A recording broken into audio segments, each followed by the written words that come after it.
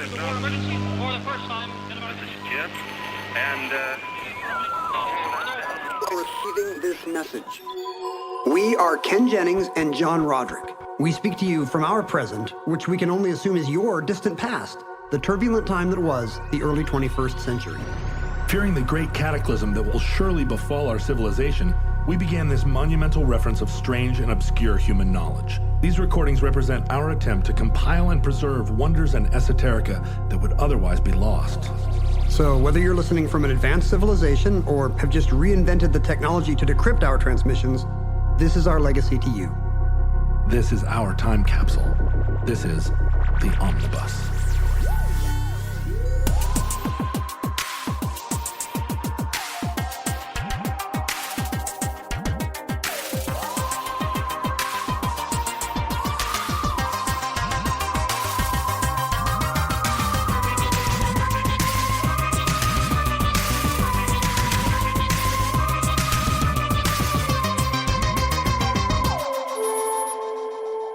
You have accessed entry 901.JS1002, certificate number 507, Paris Syndrome.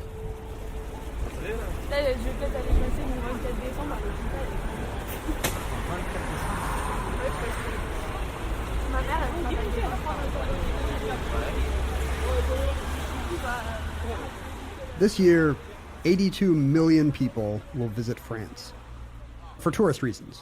That's more than the population of France. I believe it is. That's more than any other country on Earth. 82 million people. Yes. France has, by a considerable margin, more tourist visits than any other country. What else would you think is in the top 10, John? The United States. The United States is number 2. That is correct. And how many people visit the United States? 75 million. So we're only 7 million behind France. And well, I was going to say gaining, but maybe recent political trends are not in our favor. We're a huge country, though, relative to France. But France feels like it's like condensed Western culture, right? Right. Plus, many more people can drive there. You know. Oh, I see. Like France, you get Spanish and Belgians and Germans driving in for the weekend. Right. I mean, we may have twice as many Disney theme parks, but it's a long flight.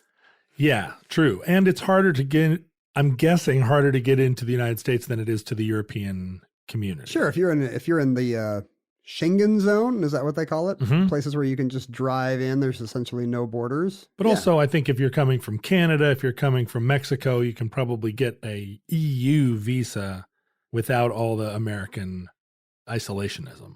What do you think? What else do you think is in the top 10 here? This is my dream of turning our podcast into a quiz show.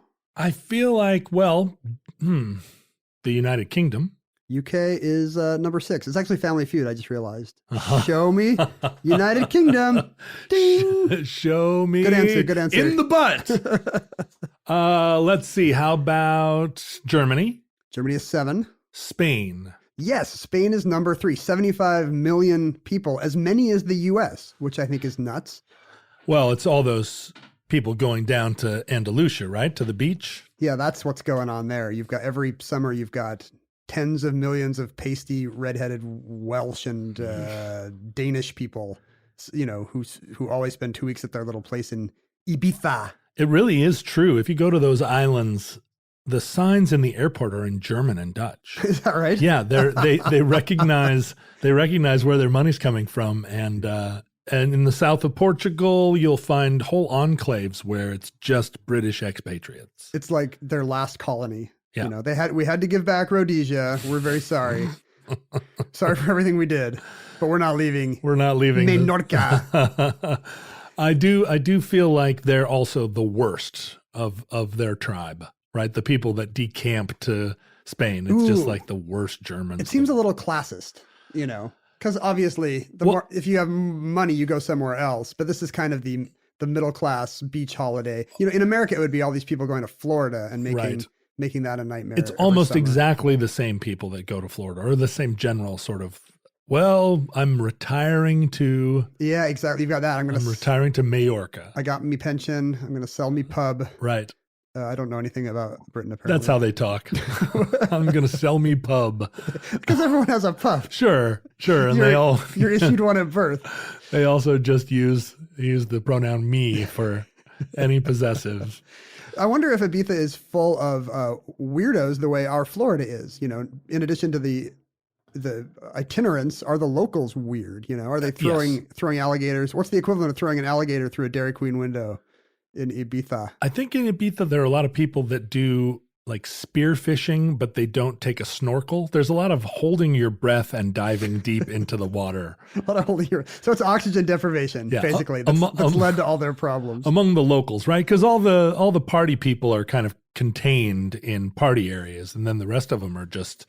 Oh yeah, there's probably some gross spring break scene. Huh? Are you kidding me? Ibiza? It's where house music started. I guess I just thought of like, you know, these sad families going for 2 weeks in the summer. But yeah, it's also insufferable. It's college chavs. It's terrible. It's that's where like those disco scenes where there's a bubble machine and it fills the entire room with bubbles and everyone's just sort of wearing electrical tape over their nipples. Ibiza's ground zero for this epidemic. Yeah, that's where it started. All the and the late 80s, like the Happy Mondays scene, that was the beginning of the end. Right. Because if you can't physiologically live in Manchester for 12 months at a time.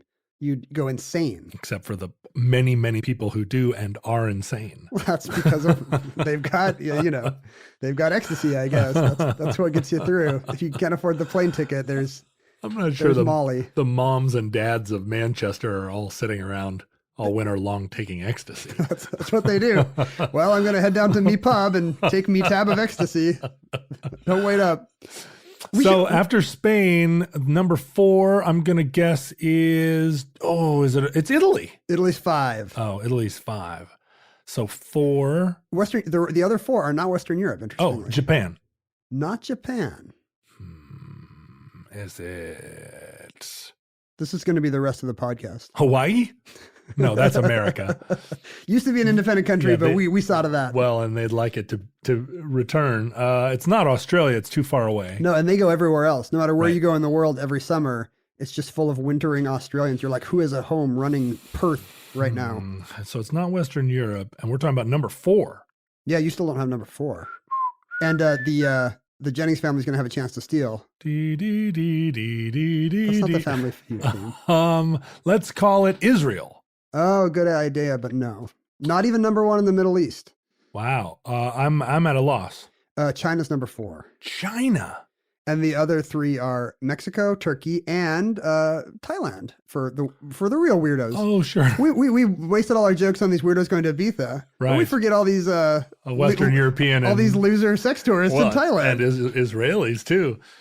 Oh, is that true? Yeah, Israelis are famous for their walkabouts. In the same way that you'll meet Australians everywhere you go, because it's part of their culture to go like basically on a Rumspringa, where they leave Australia. And I should explain Rumspringa to our futurelings.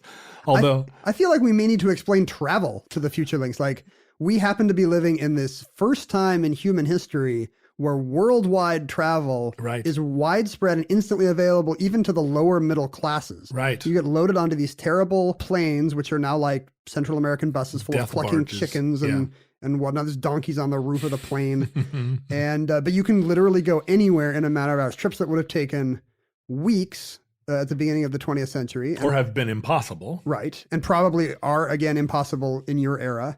Yeah, right. You would never know what it was like to be in this kind of revolutionary moment where it doesn't feel like that to us, right? We've always had jet traffic. Sure, we grew up with jet travel, but every other human and every other time just had to look at the same faded transparency or oil painting of the Eiffel Tower or the Luxembourg Gardens or whatever and think, that's all I will ever see of this. Well, I think the majority of human beings, even in our own time, have never been more than 75 miles from the place they were born. I would make that assertion. That's true. This is a first world phenomenon, the idea that the middle class can travel. But my mom and dad, they both remember their first jet flight and remember an era of the first probably dozen years where you got dressed up in your nicest clothes. You put your church-going clothes on to get on a jet airplane. What percentage of Americans do you think have a passport today?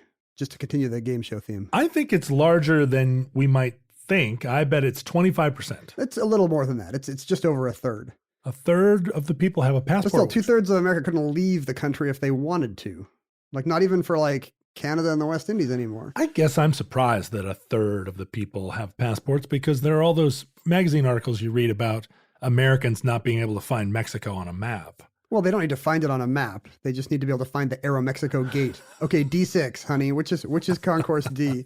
Anyway, Futureling's Rumspringa is a thing within the Amish culture.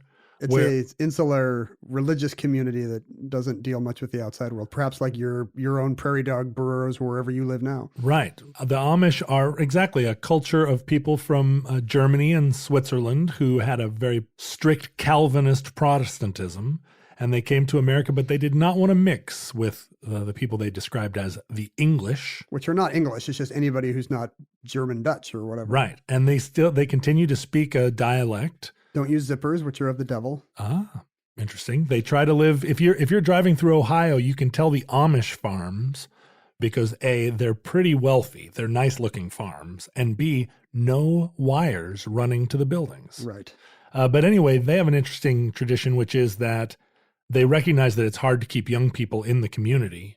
Because of the no wires. Because of no wires, no games, no hot times. And so they kick the young people out. Kind of the Mormon church does this too. I don't know if that's true. Well, the bad Mormons, the Southern Mormons. Mormons do the opposite thing where they send their kids on an even more rigorous travel experience. Like you don't get to go listen to house music. No, you have to go knock on doors and wear clip-on ties. You have to go knock on doors in Belo Horizonte, Brazil. But they kick the young people out and they go out and just go crazy. They do drugs, they have sex, they go wild. And help me understand this. Is the idea that they see how bad that is? Yes. Like they get a lifetime of it in 8 months. Yeah. Burn out. They burn out. They feel lonely. They feel isolated. I miss my butter churn. Right. And the rest of us, when we're young people and doing that stuff and feel lonely and isolated, we turn to the Church of Satan or whatever it is that young people do. Usually, I don't know. Get jobs. Increasingly strong drugs, poetry. Join a fraternity, or I don't know, get an intern job. But the Amish don't have the social skills to handle this, right. So they return home to Lancaster, Pennsylvania. Exactly. A lot of them do go back and put on the hat. Put on the bonnet. Is there a ceremonial thing? Return to the hat. Welcome home, son.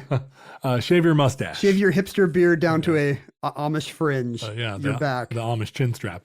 But so the only reason you're explaining Rumspringa, let me remind you, is to explain that apparently Israelis do something analogous. Yes, the Israelis also have a kind of like go out and see the world, go be young people around the globe.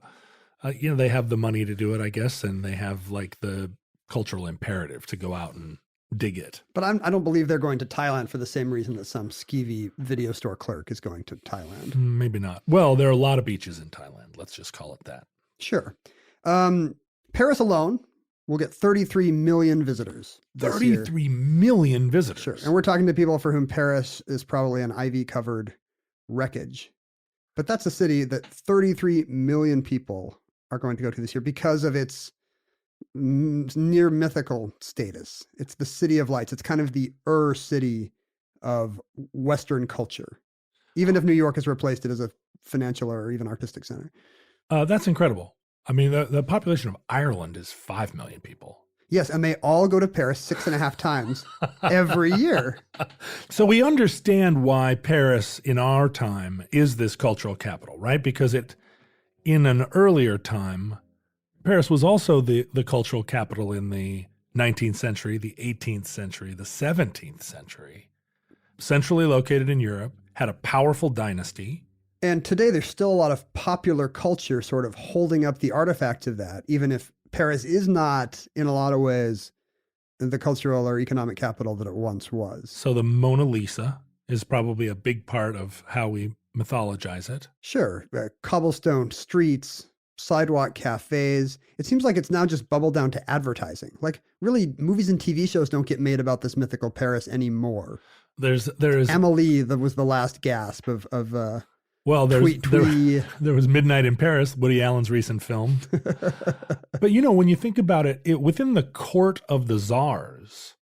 Wait, what? The court of the czars of Russia. We have just jumped to the court of the czars. The court of the czars spoke French because they wanted to assert that they were a European country.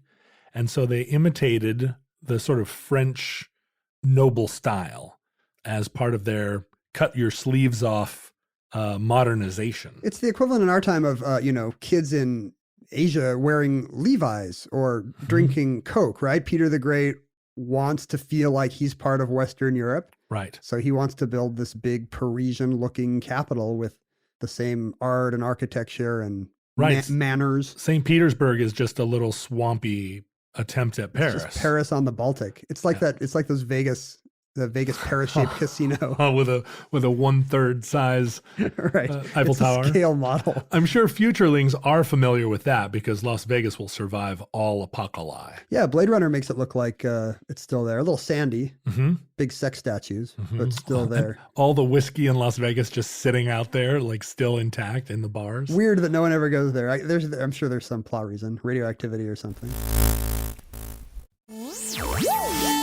So of these 33 million people that still sort of make that pilgrimage to what was once the center of the world, just to kind of drink in what they think is that timeless ambiance. Right. 20 people will get this odd malady known as Paris syndrome. So wait a minute, 20 out of 30 million. I'm not saying it's an epidemic, John. How is this even? Get tested today, folks. If you're headed to Paris, get immunized. There is a 1 in 30 million chance that you will get, or I guess a 1 in 10 million chance that you'll get this disorder. There's a non-zero chance. But the thing about the disorder is not the interesting thing about it is how specific it is, because it seems to arise from this media image of Paris that we in our time all carry around with us in our heads. Yeah. Which has no relationship to the real Paris of today or possibly even yesterday. So we all have a mythological Paris. A romantic Hemingway, Gershwin Paris in our heads. And how does Paris syndrome affect people? So travelers will show up in Paris expecting the, fairyland of Amélie. Right. This has happened to me. I showed up in Paris expecting the fairyland of Amélie. And what happened? Were there not comely Audrey Hepburn types in turtlenecks zipping around on Vespas and making themselves available to you? No, it was pretty good. I went to the Sacre Coeur. Nobody wrote me any notes or had any hearts drawn in chalk, but it all seemed sort of, pretty Parisian. I like Paris very much. Me too. But I guess if you have this built up idea in your head, and then you show up in Paris and you find that it's just a regular city. It kind of has its good neighborhoods and bad neighborhoods. It's got crime and litter and poverty and homelessness. There's an astonishing amount of dog poo on the sidewalks, yes, which is stunning. I guess, was this how all cities were before scoop laws and Western Europe just has yet to catch on?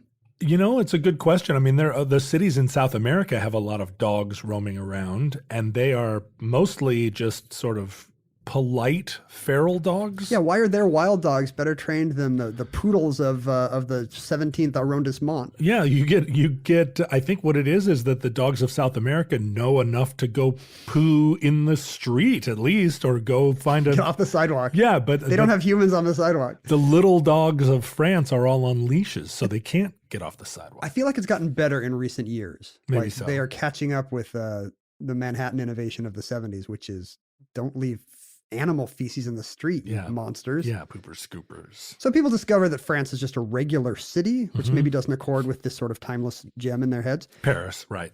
Paris. France is not a city. Futurelings may get confused. That's a fair point. Yeah. Also, French people, they now have to deal with actual Frenchmen. Oh, they're very rude. I mean, it's a cliche, but they are very rude. Is that your experience, that the customer service does not exist in every country the way it does in the United States? The thing about the French is that they're not that excited about showering. Well, no, about you. I'm just kidding.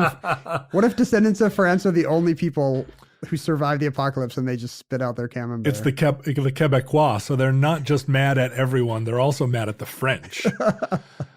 My experience is that the French do not feel any obligation. Like maybe the people of the Afghani Kush do to welcome visitors into their home. I see. Hospitality is central to many cultures, but And not necessarily true of Parisians. Now, that's not true of all of France. well, think about how burned out they must be. You Yeah. have 33 million people come into your city every year. Yeah. You're essentially a Disneyland cast member. Yeah, You know, they're all standing there with guidebooks going, Bonjour. Où est la station du Nord? choo-choo?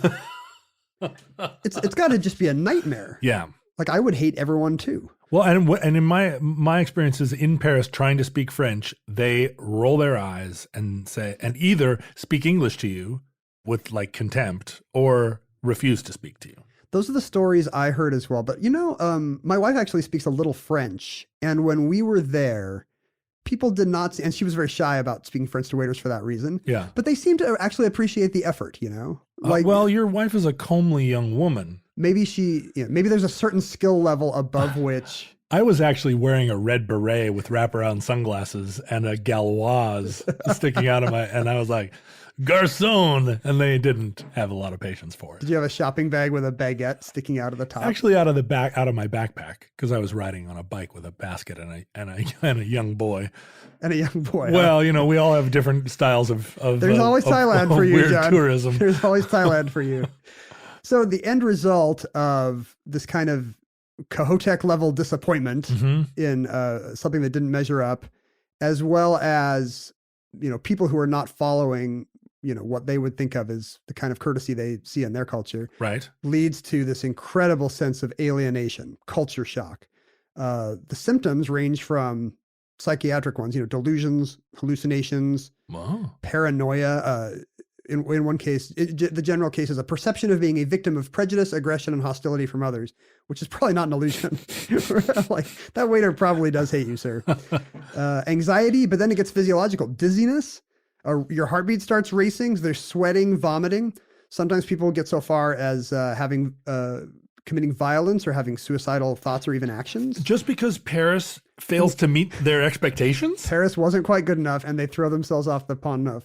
So it must mean that Paris symbolizes not just sort of the locus of Western civilization, but like it's been a fixture in their mind Something for decades. Personal to them that will mean something to their destiny when they go there and surround themselves with it. Right. I have to think. Right. It's the Emerald City. Right. And there are two types in the literature, there are two types of Paris syndrome. Type 1 is maybe easier to explain. These are people who have a history of certain kinds of psychiatric disorders and possibly strange reasons for wanting to go to Paris. One case study is a 39-year-old woman who saw an ad on TV that said, "France is waiting for you," and decided that France was literally waiting for her. Okay. I guess I don't understand this world She where seems like a mentally ill person. she is a mentally ill person. I mean, I believe that France is waiting for me, but they're waiting for me to conquer them, throw off their parliamentary government and install a Rodrickian dictatorship. Charlemagne, duh. Yeah. But is that a common thing for people with psychotic leanings to take advertisements literally? Like, do they go to Olive Garden and literally think everyone there is their family? I have never heard of Olive Garden syndrome. There are a lot of different mental illnesses that have elements of grandiosity. Right. Some kind of megalomania. Yeah. So maybe this was. I mean, Charles Manson thought that Helter Skelter was telling him to kill people. Sure. I think they're Which the odds are against it. How many Right. people heard Helter Skelter? How many people bought the White Album? It's got to be tens of millions of people. What are the odds that Paul is really singing to you, Yeah. Chuck? Right. And as a result, she decided she had some special destiny when she saw this ad. So she headed to Western Europe. And when she had her breakdown in Paris, she told the hospital staff that she was here to be the queen of Sweden, Finland, and Denmark. Mm-hmm. Not clear why you would go to Paris to be the queen of Sweden, Finland, Well, and Denmark. Idi Amin was the last king of Scotland. Maybe she missed her connection. Type 2 is a little more confusing. These are people who are in France for months before the syndrome makes its onset. Huh. And they have no history of any kind of mental illness. One guy was just there to study, and then he drops out of class. And, weeks later, they find him in his hotel room, unable to go outside, and he's suffering from anxiety, anorexia, insomnia. He's hearing voices threatening him and his family. How do they identify this as Paris syndrome in particular? That's an excellent question. There are in the psychiatric literature, there are a whole bunch of city-specific syndromes. It all goes back to Florence, Italy. In the 1980s, a Italian psychologist identified what she called Stendhal syndrome, which afflicts tourists confronted by the beautiful art and architecture of Florence for the first time. I had it when I read The Red and the Black for the third time.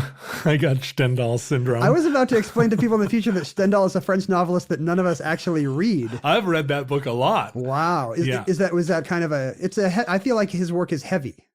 Well, I mean, it certainly gives you a sense of what's going on in early 19th century France, which I've always yearned to have. Yeah, there are a lot of court manners described, and a lot of conspiracies, a lot of social conspiracies. It's quite a bit about the many subterranean layers of social maneuvering and grace. So. Is this book assigned a lot? I never had any teacher or professor think that I was going to read Charterhouse of Parma or The Red and the Black. I had a minor in Russian literature. And like the Tsars, you thought you should read a lot of French novels. Well, so as a part of it, right, there was a lot of connection between France and Russia during that period, the 18th and 19th century. And so there are quite a few novels that have overlap or resonances, and I guess fall into a literary category that feels Russian enough that they're thought of as honorary Russians. Yeah, Russian novels. Or you understand Russian writers better by reading this contextual. You're like the guy on Star Trek that thinks everything good comes from Russia.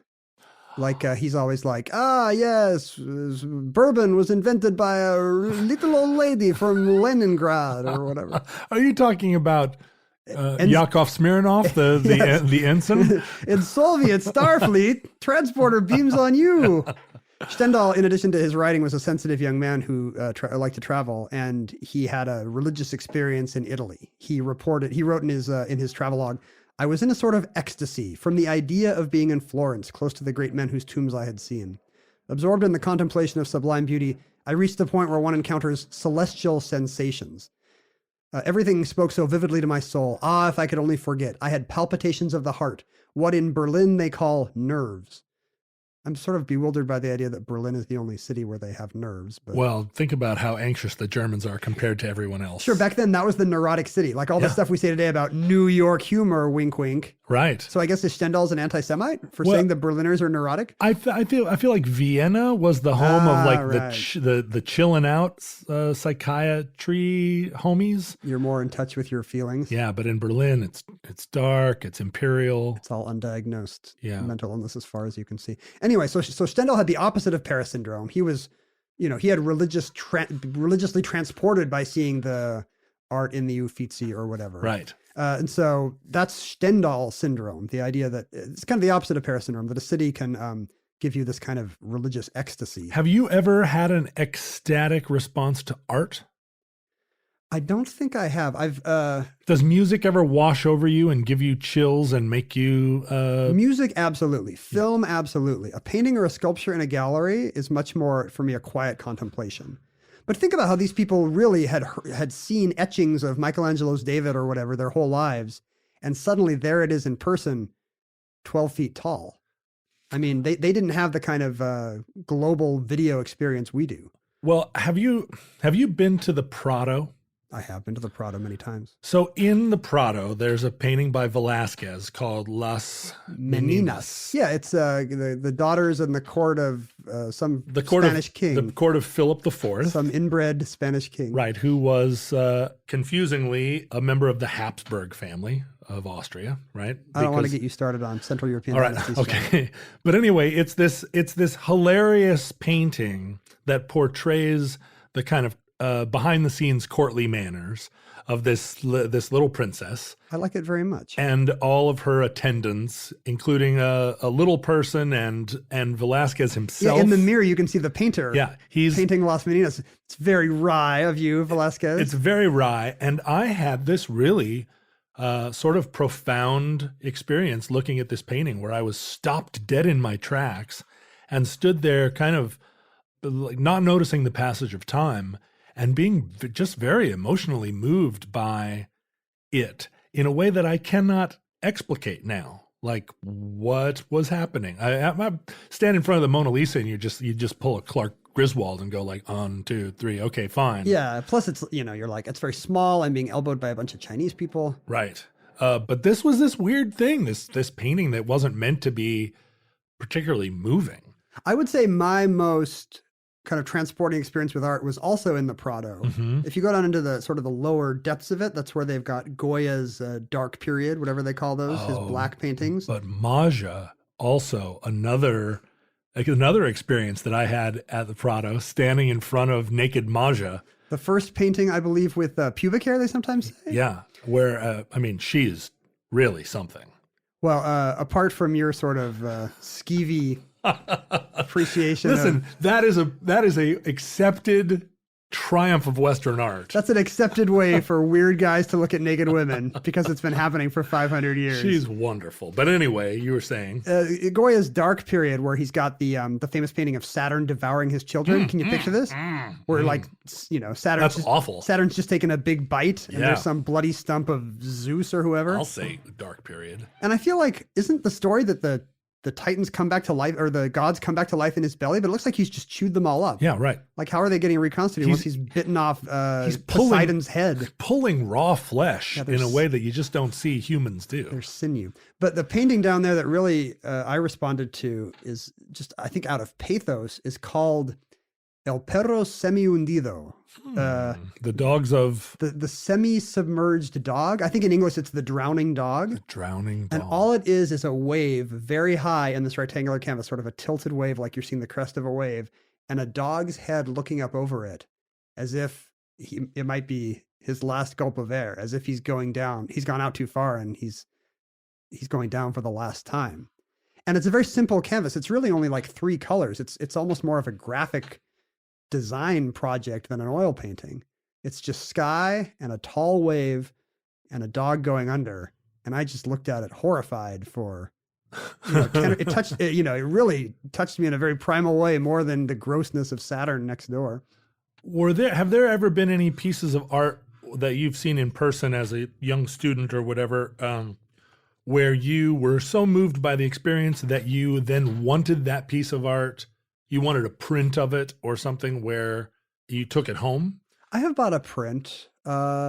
What's your story? Do you? Well, yeah. In fact, from the Vatican, I was maybe not moved, but impressed with the School of Athens, right. Which was this portrayal of Plato and Socrates and all of his compatriots, right? Buddies coming down out of some temple. They're just walking down the steps thinking big thoughts. But in fact, it was painted where the faces were all Renaissance Italian painters. Yeah, Raphael's. It's like Sgt. Pepper's. Raphael's painting all his like heroes and peers. Leonardo is playing Plato. I mean, it's it's really kind of another one of these encoded paintings, and I liked it so much. Not moved exactly, but like, oh, I dig that. And I actually got a print of it and had it framed, which is not cheap to do.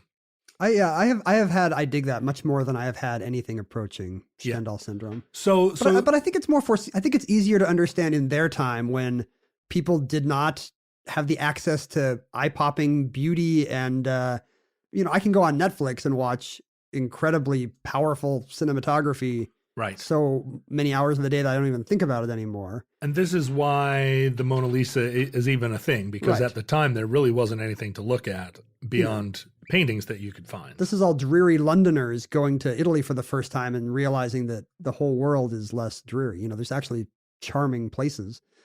And to this day, the British Museum is full of these giant casts of Italian marbles that people knew they would never see in their lifetime because travel wasn't a thing. So you'd have to go to Bloomsbury to see it.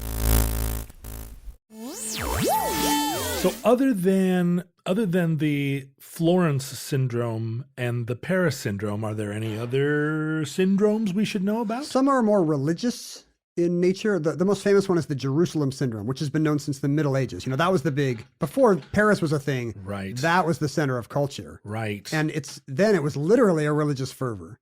And so there's hundreds of years, there's centuries of visitors to Paris, Christian and Jew alike, interestingly not Muslim, who get there and almost immediately somehow tap into this well of religious psychosis and megalomania that they didn't know was within them. There are hundreds of cases of people fashioning prophetic-looking togas out of their white hotel bed sheets and wandering into the streets of Jerusalem where they just shout Bible verses at people. Oh! Or they'll go to some holy site, they'll go to some basilica or whatever and just start declaiming some message of peace and goodwill that they believe they have been predestined to deliver. But this isn't a thing that happens to Muslim people. No, interestingly, even though Jerusalem's a major city. It's their holiest site apart from Mecca, but there's no, which definitely shows that there's a cultural origin to this stuff. There's an Irish school teacher who showed up at a Jerusalem hospital convinced that she was about to give birth to the baby Jesus. Okay. And the staff had to say, "Ma'am, you're not pregnant." Uh-huh. Canadian tourist went to the Wailing Wall and told everyone he was Samson and tried to pull out the bricks from the wall. So this seems like something that you'd have to have some Bible verses in your memory. Like I couldn't go. I might put on you'd have a clueless version. Hey, look, I'm Hercules. Crossing the Red Sea. Look at me. Look at me. Look at me. I mean, I definitely put on togas out of hotel bed sheets sometimes, but it's usually in St. Paul, Minnesota. My favorite is the Austrian man who was very angry that his hotel would not cook the Last Supper for him. So there seems to be kind of a messiah complex at the heart of a lot of these. So is there a cultural aspect to the Paris syndrome? There actually is. The Paris syndrome is the most unique of them all because of all these syndromes, and there's other religious ones. There's like India syndrome where some mixture of hashish and... people go set their friends on fire and throw them in the Ganges. They're there for a spiritual quest and then sometimes they just disappear. Right, or they sit under a tree for a while and don't get enlightenment and get really bummed. That one's not a disappointment. Yeah, that one's not a disappointment one. That one's more of a fervor one where they suddenly have a massive personality change and wander into the Himalayas. But Paris syndrome, interestingly, is only been recorded among Japanese tourists. What? Of all the dozens of nationalities that go to Paris every year, the Japanese appear to have a very unusual relationship with the City of Light. What do you think Paris represents within Japanese culture? I guess now we're just speculating. Neither of us are Japanese. Right. I've just heard this secondhand, but apparently we are part of Western culture. So when we see Paris, we're like, oh yeah, that's some prettier, more Gothic, better architected version of our thing. Right. But for the Japanese, you have to remember it's a very foreign tradition. Right. It's a completely different aesthetic and ethic in so many ways. And it's been pumped into their popular culture. All their perfume ads and fashion ads are still the magic and romance of Paris. Right. But for them, it's even more exotic, the accordion music and the popping champagne corks. The berets, right? All the berets. And so apparently it's alienating in a way that it is not to us. Right, because I'm not sure what the translation of Hemingway is like to read in Japanese. They might have a much iffier, blurry idea of what Paris really is. Right. Like their expectations may be way more out to lunch than ours. Wow, that's pretty intense. The funny thing is, what's more intense than Tokyo? Like if you're thinking of a city that might drive me to some kind of weird paranoia or fervor, it's just the neurological overload of being in someplace like Tokyo or Shanghai. But apparently people from Tokyo who are used to that go to Paris and just cannot hack it. They must be expecting that Paris is still in the 18th century or the 19th century. I mean, I guess 19th century, right? The best Paris is 1920. Yeah, maybe between the wars. Yeah. Or right before World War I. I think the best of everything in Europe is 1910.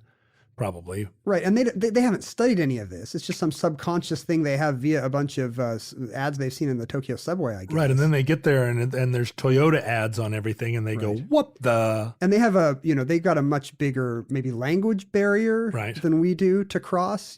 People will speak English as English speakers, we're lucky we can go anywhere and just assume people will cater to us. I'm sure that will be true of futurelings too. They'll be clacking their mandibles, but it will be intelligible English. The lingua franca of time.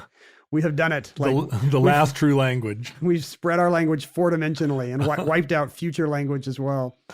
But yeah, the Japanese embassy has a psychiatrist on call with the Hôpital Sainte-Anne every summer because they know they're going to get a bunch of cases of Japanese people fainting and throwing up and having psychotic episodes. Maybe not the 20 cases that qualify as something you're going to put in the literature, but it's more widespread where it's going to affect enough people that the embassy hires a guy. Yeah, and there's more, there's certainly more cases that we don't know about. Just because there's records of 20 every summer doesn't mean, a lot more Japanese people have this sense of disorientation. And there's not a lot of agreement on what might be causing it. It's not Paris syndrome. None of these city syndromes are recognized in DSM-5 or whatever the current psychiatric manual is. If you were diagnosing according to the literature, you'd probably say they have something called brief psychotic disorder, but it's been latent. And something about the stress and the sleep deprivation, I guess, of travel brings it on. And I can see that. I mean, jet lag changes your head, right? Yeah. I have lots of experiences of kind of wandering, even as a kid, wandering around hotel rooms halfway around the world in the middle of the night, kind of just staring out at the city, being like, what am I doing here? I don't feel like sleeping. What's happened to everything I thought I knew about my head? Well, and when you land at an airport, there's always that thing, and this happens anywhere you go, any big city. You land at the airport and you expect to step out of the terminal and into a gondola. Right. And in fact, there is, by the way, a Venice version of this called Laguna Syndrome. Is there? Yeah. So that's expecting the gondola to meet you at the plane side. And I think in Venice, at least the airport is close enough to the city that you get gondolas pretty fast. But if you land in New York or Paris or something like that, or London, you have to do all that terrible airport taxi cab. Sure. Maybe 90 minutes on a train to even get to a train station that doesn't look like some desolate part of the suburban London. Right. You have to get on a fake train in order to get on the real train. Right. And then you have to check into a hotel. And that's all the worst kind of drudgery of traveling. And you're just thinking like, Eiffel Tower, Eiffel Tower, Eiffel Tower, please. And it's just, and then you realize, oh, we didn't spring for a hotel right across from Notre Dame. We're staying out in the 217th arrondissement. And it could be that everything is disappointing, Yeah. The food, maybe no Eiffel Tower could be as good as the thing in your head. I've certainly had the experience, like the Mona Lisa. You go to the Mona Lisa and you're like, it's a little thing painted on a rectangle of poplar wood. Yeah, it's really small, and the reflective surface of the glass kind of makes it so that you have to stand in a certain location to see through. Just because some idiot with an X-Acto knife ruined it for everybody, I'm sure. Oh boy, that's a whole other topic. And so maybe nothing can ever, but I've been to a few places that did, I went to the Great Wall of China once and I was like, this is better than the picture, I have the opposite of Paris syndrome here, but maybe it's just in our nature to be disappointed, because we can build better castles in our heads. We all have a little bit of Paris syndrome in our hearts. And that concludes Paris syndrome. Entry 901.JS1002. Certificate number 507 in the omnibus. In the unlikely event that social media still exists in your era, it was really our only way of communicating with one another. Sometimes my phone rings and it startles me. I'm like, why is this thing that I have in my pocket just to look at social media trying to annoy me now? Who does it think it is? People say to me all the time, well, let's hop on the phone. And I'm like, let's hop on not. You really showed them. I did. With that. I'm like, we were texting and it was fine. Why do you want to hear my voice, weirdo? But if social media persists, our tweets are archived at Omnibus Project. Our handles were at Ken Jennings and at John Roderick. Our address for email, which was a popular form of long-form writing, is omnibusproject@howstuffworks.com. Futurelings, we speak to you as a voice from the distant past, and as a result, you have all kinds of knowledge we don't. Namely, most importantly, chiefly for us, how long our civilization, which we built, even survives. You know the sad story of the tragedy that inevitably awaits us. We hope and pray that that kind of catastrophe does not come, but we feel confident that sooner or later it will. And if it comes soon, this very recording could be the last entry, our final word in this massive repository of knowledge. But should Providence allow, should the calamity, the blood wave, be forestalled for yet another week. We hope to be back with you soon for another entry in the Omnibus.